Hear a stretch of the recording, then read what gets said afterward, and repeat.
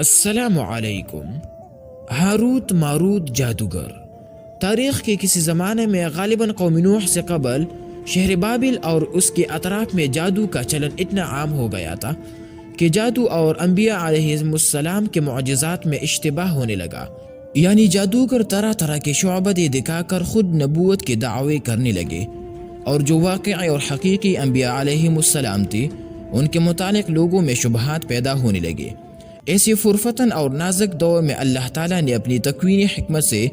Harut و ماروت نام کے دو فرشتوں کو دنیا میں اس مقصد سے بھیجا کہ وہ لوگوں کے سامنے جادو کے حقائق واضح کر دے، تاکہ ان کے سامنے آنے سے معجزہ اور جادو کا فرق لوگوں کے سمجھ میں آ جائے،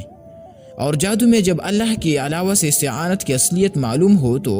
اہل ایمان ایسی گندی چیز سے پوری طرح اپنے یہ کو بچائے رکھے۔ چنانچہ یہ فرشتے شہر بابل میں قیام پذیر ہوئے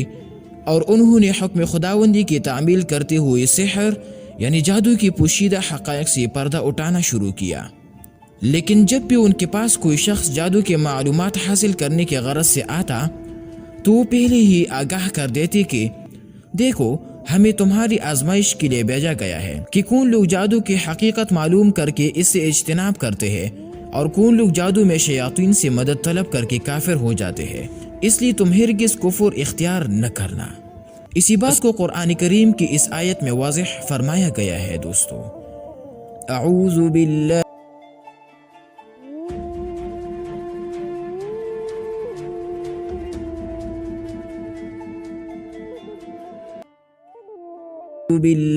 من الشیطان الرجیم۔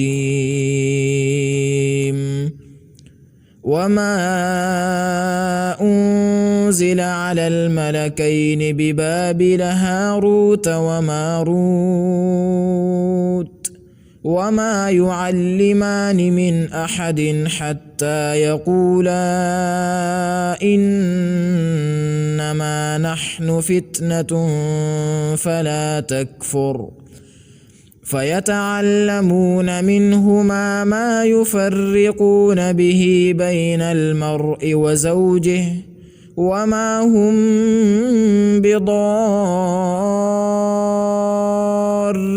به من أحد إلا بإذن الله ويتعلمون ما يضرهم ولا ينفعهم وَلَقَدْ عَلِمُوا لَمَنِ اشْتَرَاهُ مَا لَهُ فِي الْآخِرَةِ مِنْ خَلَاقٍ وَلَبِئْسَ مَا شَرَوْا بِهِ أَنفُسَهُمْ لَوْ كَانُوا يَعْلَمُونَ۔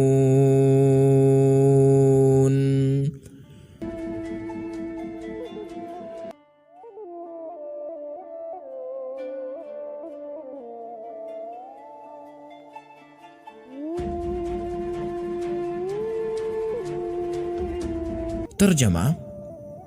اور گمراہ لوگ اس علم کے پیچھے ہو لیے جو دو فرشتوں پر شہر بابل میں اترا جن کا نام ہاروت و ماروت تھا، اور نہ ہی سکھاتے تھے وہ دونوں فرشتے کسی کو جب تک یہ نہ کہہ دیتے کہ ہم تو آزمائش کے لیے ہے، سو تم کافر مت ہو۔ پھر ان سے سیکھتے وہ جادو جس سے جدائی ڈالتے ہیں مرد میں اور اس کی عورت میں، اور وہ اس سے نقصان نہیں کر سکتے کسی کا بغیر اللہ کے حکم کے، اور سیکھتے ہیں وہ چیز جو نقصان کرے ان کا اور فائدہ نہ کرے، اور خوب جان چکی ہے کہ جس نے اختیار کیا جادو کو نہیں اس کے لیے آخرت میں کچھ حصہ، اور بہت ہی بری چیز ہے جس کے بدلے بیچا انہوں نے اپنے آپ کو اگر ان کو سمجھ ہوتی۔ حاصل یہ کہ ہاروت و ماروت نامی فرشتوں کا نزول تو بطور آزمائش کے ہوا تھا، لہٰذا ہونا یہ چاہیے تھا کہ لوگ سحر و جادو کی حقیقت جان کر اس سے پوری طرح احتراز کرتے، مگر دوستو اس زمانہ کے عام لوگوں نے اس طرح ناعاقبت اندیشی کا ثبوت دیا کہ ان فرشتوں سے میاں بیوی میں نفرت پیدا کرنے والے جنتر منتر سیکھ کر انہیں عمل میں لانے لگے، جس سے معاشرہ میں فساد برپا ہو گیا۔